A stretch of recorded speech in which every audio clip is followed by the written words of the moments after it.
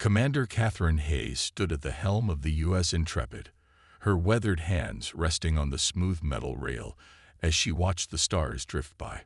The massive warship, Earth's newest defender, carried what most advanced civilizations would consider museum pieces: railguns, coil guns, and good old-fashioned missiles.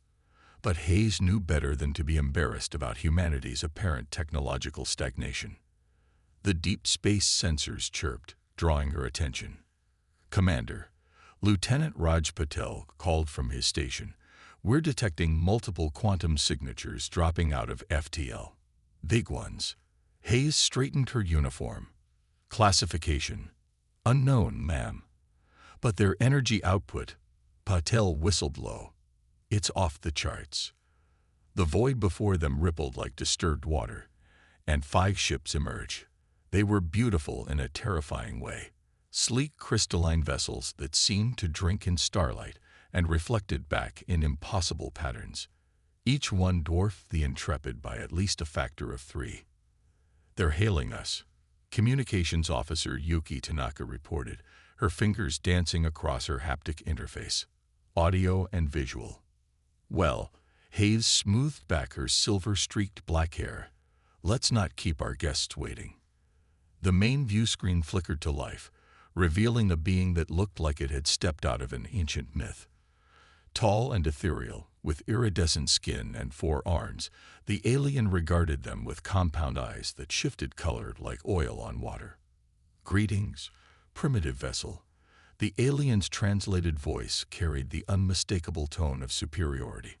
"I am Supreme Commander Virax of the Salaxian Ascendancy. We have come to evaluate your species for potential elevation into our empire." Hayes bit back a smile.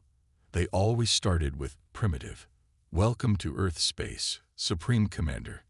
I'm Commander Catherine Hayes of the United Earth Defense Force.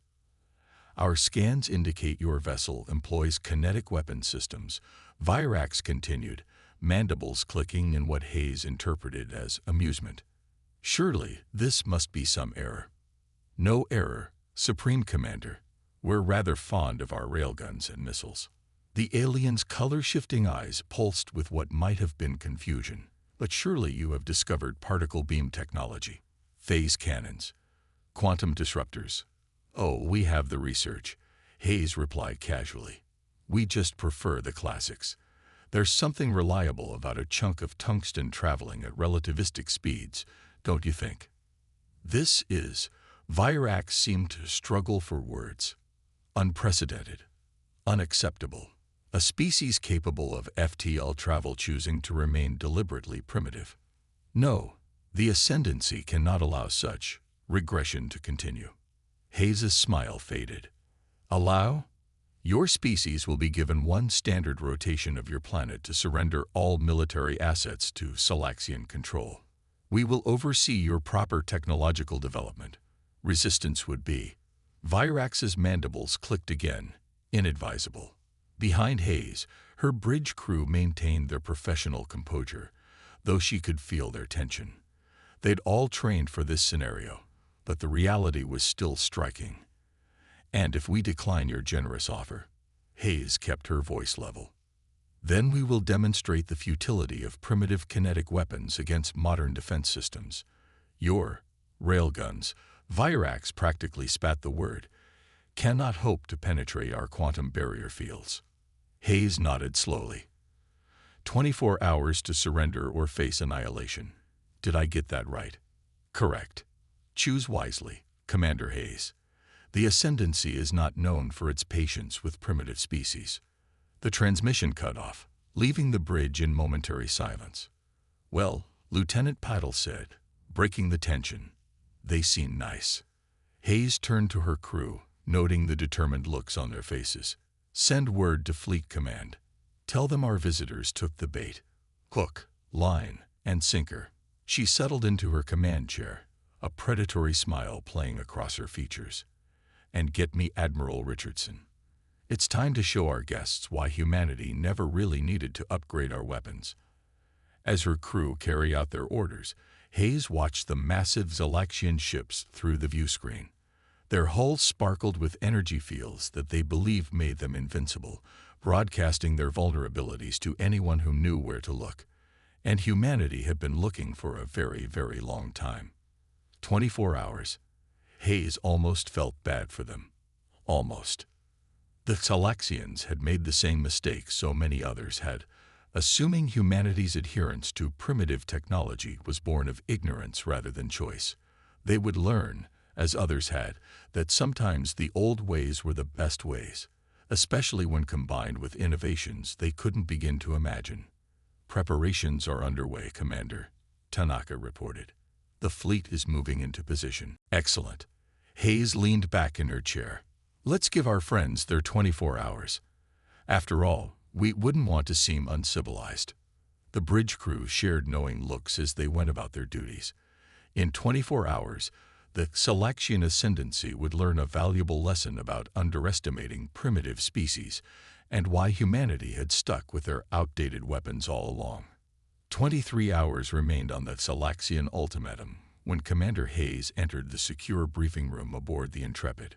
The holographic display showed the 5 Galaxian ships, their positions marked in threatening red against the backdrop of Earth's defense grid. Admiral Richardson's weathered face filled the main screen, his expression grim but his eyes twinkling with barely concealed amusement. "Quite the performance out there, Catherine. Our guests bought it hook, line, and sinker. They're not the first to mistake necessity for nostalgia, sir." Hayes gestured to the tactical display. "Their shield systems are exactly what intelligence predicted. Standard quantum barrier fields, modulated on predictable frequencies." Predictable being the key word. A new voice joined the conversation. Dr. Priya Sharma, Earth's leading expert on xenotechnology, stepped into view beside the Admiral.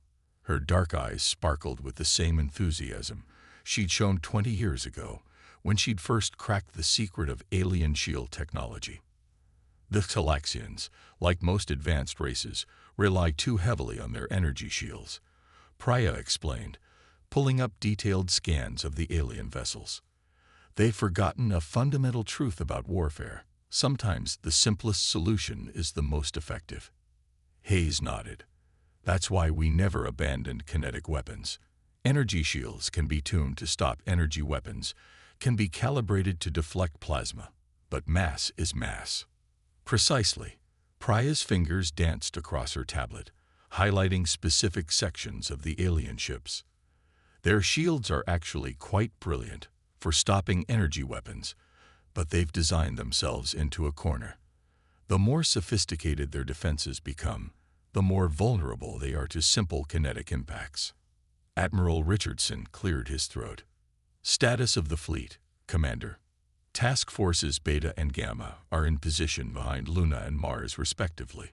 The Galaxians haven't detected them thanks to our new metamaterial cloaking. Task Force Alpha remains visible, playing the part of our primitive defense fleet." Hayes allowed herself a small smile. "They think we're scrambling to mount a defense. In reality, we're about to spring the trap," Richardson finished.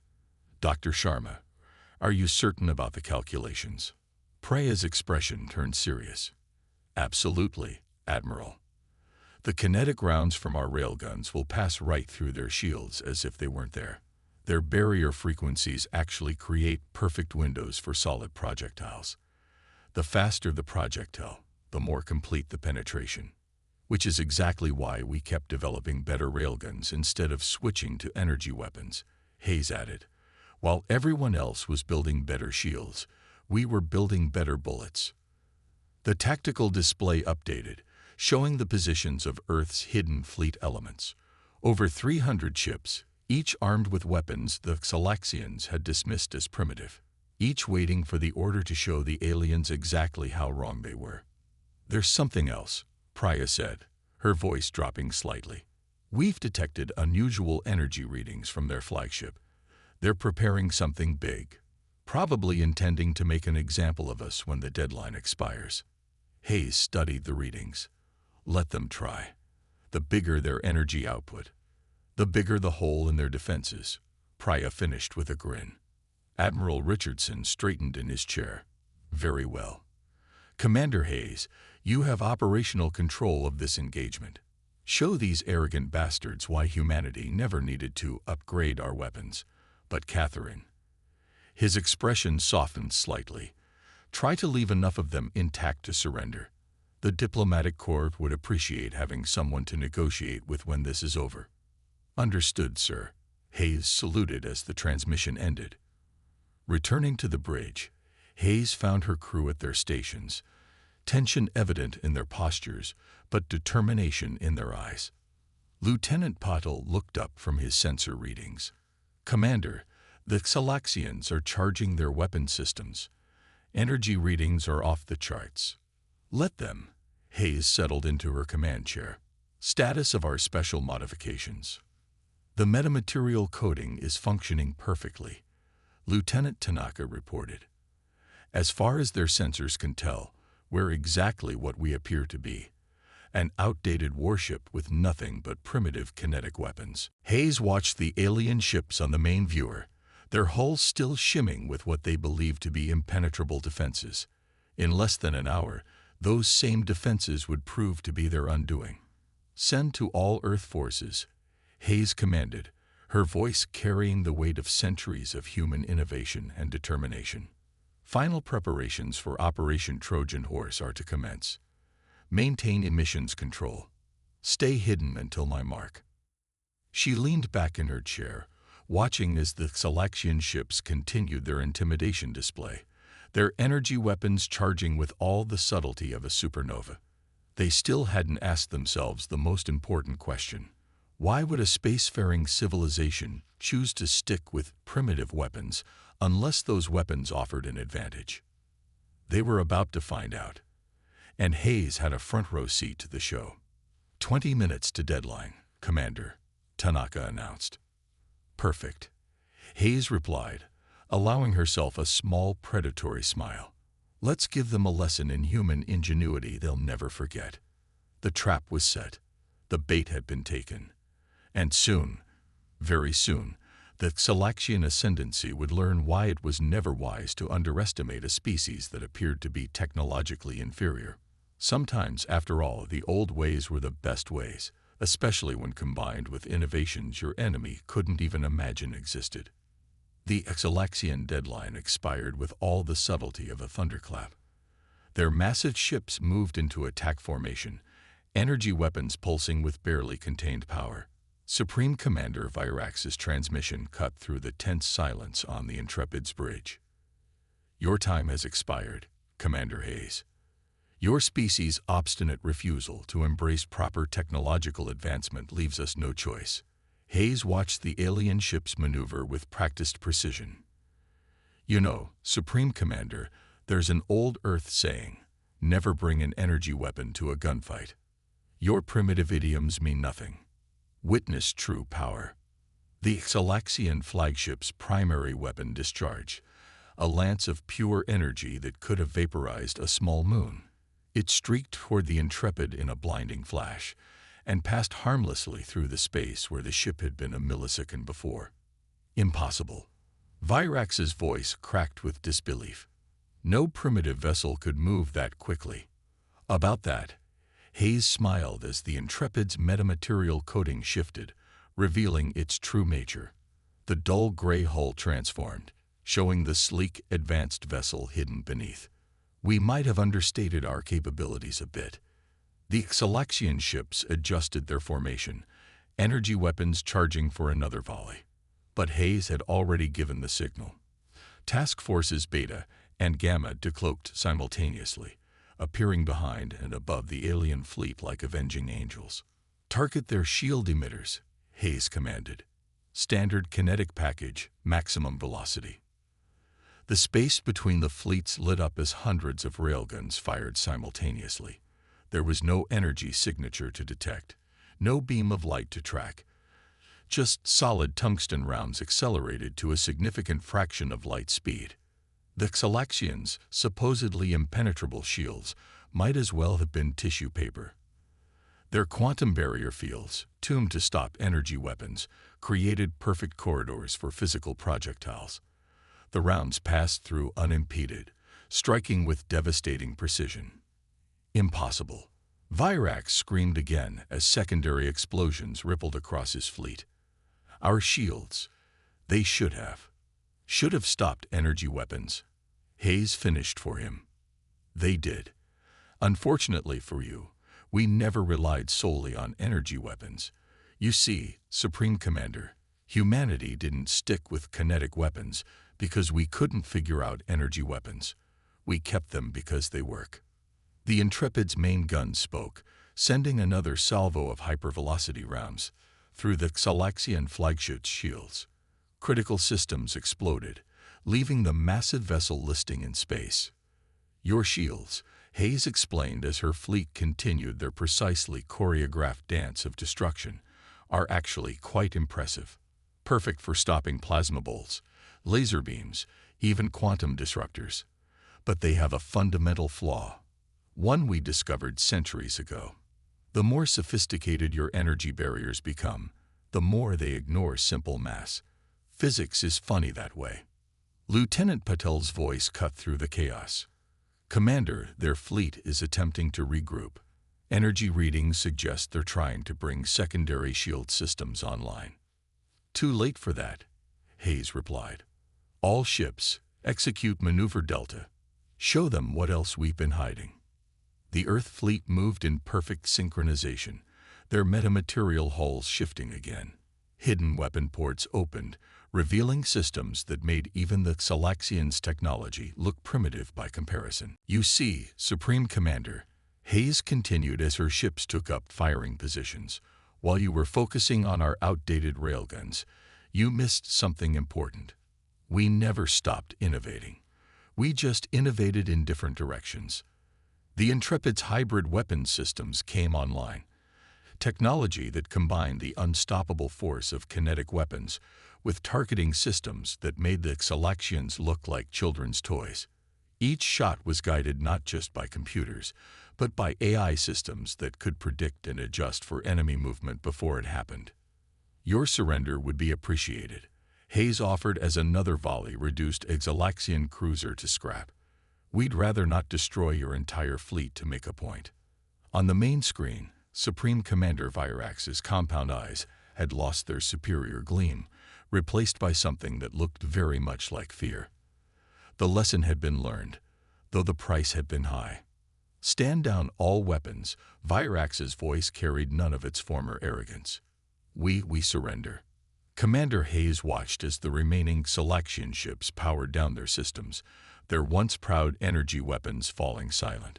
3 of their 5 vessels were critically damaged, their quantum barrier fields flickering uselessly against the void. The other 2 remained intact, a deliberate choice on humanity's part. A wise decision, Hayes responded. Lieutenant Tanaka, please inform Admiral Richardson that our guests are ready to negotiate, and have medical teams standing by. I suspect some of their ships could use assistance. They're hailing us again, Paddle reported. Multiple channels. The other ship captains want to surrender individually. Hayes allowed herself a small smile. Accept all channels. Let's not stand on ceremony. The main view screen split into 4 sections, showing the commanders of the surviving Galaxian vessels. Their iridescent skin had dulled, a sign of stress or shame, perhaps both. Supreme Commander Virax spoke first, his mandibles clicking softly. How? The question carried centuries of shattered assumptions. How did you hide such advancement from our sensors? Metamaterial cloaking, Hayes explained, deciding honesty might help build bridges. The same technology that made our ships look primitive also masks our more advanced systems. We showed you exactly what you expected to see. But the kinetic weapons, another commander began, are exactly what we said they were, Hayes finished.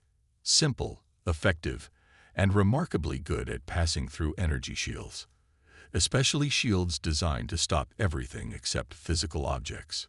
The Intrepid sensors detected approaching ships, Earth's medical and rescue vessels, coming to assist the damaged Galaxian craft. Hayes watched as understanding dawned in Virax's compound eyes. You knew, he said softly.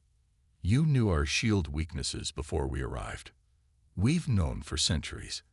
Every advanced race we've encountered has the same vulnerability. They focus so much on stopping energy weapons that they forget the basics of physics. Mass times acceleration equals force. No amount of energy shielding changes that fundamental equation. And your other technologies? A third commander asked, professional curiosity overcoming humiliation. The targeting systems, the ship designs. We never stopped advancing, Hayes explained. We just chose a different path. While other races abandoned kinetic weapons entirely, we kept developing them alongside new technologies. Our railguns might seem primitive, but the computers guiding them are anything but. Admiral Richardson's face appeared on a separate screen. Commander Hayes, excellent work. The diplomatic team is ready to begin negotiations. He turned his attention to the Galaxian commanders. Gentlemen, perhaps we could discuss this situation more comfortably aboard our station. Your wounded are being treated as we speak. Virax's color shifted slightly. Embarrassment, perhaps, or resignation. We would be honored, Admiral. Though I suspect the Ascendancy will need to reconsider its definition of primitive technology. A wise choice, Richardson replied. Commander Hayes, please escort our guests to the station. I believe we have much to discuss about the future of our species' relations. As the transmission ended, Hayes stood from her command chair. Lieutenant Patel, coordinate with the medical teams. Lieutenant Tanaka, inform the station will be docking in 20 minutes. She paused, looking at the devastation their primitive weapons had caused. And send a message to Earth Command. Operation Trojan Horse is complete. The deception worked perfectly. The bridge crew went about their duties with professional efficiency, but Hayes could see the pride in their movements.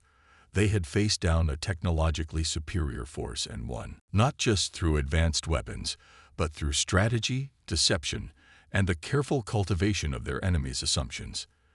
The Galaxian ships, once so proud and threatening, now followed the Intrepid like chastened children. Their quantum barrier fields, still sparking with damage, served as a reminder that sometimes the most dangerous assumption was believing that newer always meant better. As they approached the station, Hayes reflected that perhaps this encounter would lead to something positive. After all, the best lessons were often learned the hard way, and the Galaxians had just received an education they wouldn't soon forget. The diplomatic conference room aboard Earth Station Arcturus hummed with tension and possibility. Commander Hayes sat beside Admiral Richardson, watching as Supreme Commander Virax and his surviving captains took in the station's advanced design with new eyes. The walls, seemingly transparent, showed the vast expanse of space and Earth below, another demonstration of human technology that had nothing to do with weapons. Before we begin formal negotiations, Admiral Richardson said, perhaps we should address the fundamental misunderstanding that led us here. Virax's iridescent skin rippled with what Hayes had learned to recognize as embarrassment. Yes, I made assumptions about your species based on incomplete data. A grave error. An understandable one, Hayes offered, earning surprised looks from both sides. Every spacefaring race we've encountered followed the same technological path. Energy weapons, quantum shields, particle beams. Finding a species that chose differently must have seemed impossible. Yet you did choose differently, one of the Galaxian captains noted. Not from ignorance, but from strategy. Admiral Richardson nodded. Humanity learned early in our development that relying on a single type of technology was dangerous. We saw how other species became dependent on their energy shields, their quantum barriers, so we chose to diversify. Your kinetic weapons, Virax said, mandibles clicking thoughtfully. They're not truly primitive at all, are they? Hayes smiled. The basic principle is primitive, throwing things very fast. But the technology behind them, the targeting systems, the metamaterials, the hybrid propulsion, those are anything but primitive. We simply chose to perfect what worked rather than abandon it for something newer. The Admiral activated a holographic display, showing the evolution of Earth's defense technology.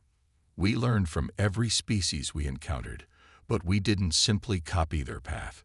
We took what worked, improved what we had, and created something unique.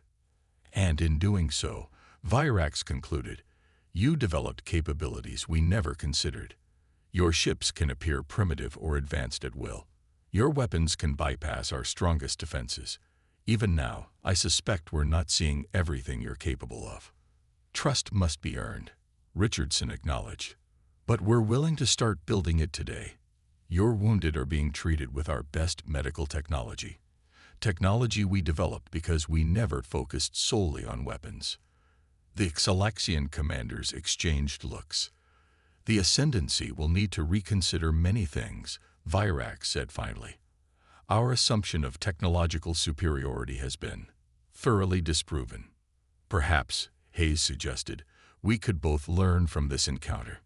You have technologies we could benefit from, and we clearly have approaches you hadn't considered.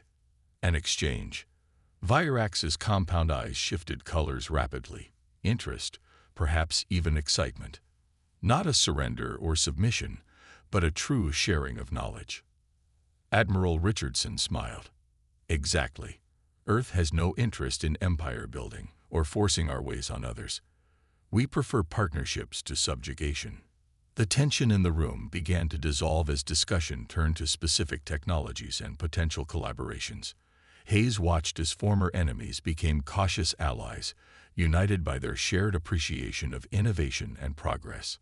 Hours later, as the initial agreements were being formalized, Virax approached Hayes privately. Commander, I must ask, why did you let any of our ships survive? You could have destroyed us all. Hayes met his gaze steadily. Because the true measure of advancement isn't just what you can do. It's knowing when not to do it. Humanity didn't just develop better weapons. We tried to become better beings. The Supreme Commander's skin rippled with new colors, respect, understanding, and perhaps a touch of hope. Then perhaps the Ascendancy can learn more from Earth than just technology. As Hayes watched the Xalaxian delegation depart, she reflected that this was how progress really happened, not through force or domination, but through understanding and mutual respect. Their primitive weapons had won the battle, but it was humanity's wisdom that had won something far more valuable, the chance for genuine peace. Earth's night side glowed below them, billions of lights marking humanity's presence. Somewhere down there, scientists were already preparing to share knowledge with their Xalaxian counterparts, while engineers discussed the possibilities of combining their technologies. The future suddenly seemed brighter than ever. You know, Admiral Richardson said, joining her at the viewport, sometimes the best way to prevent a war is to be ready to win it. Hayes nodded. And sometimes the best way to make friends is to show them why they shouldn't be your enemies. The stars stretched out before them, infinite and inviting, as humanity prepared to take another step forward, not alone, but alongside former adversaries who had learned an invaluable lesson about the true meaning of advancement.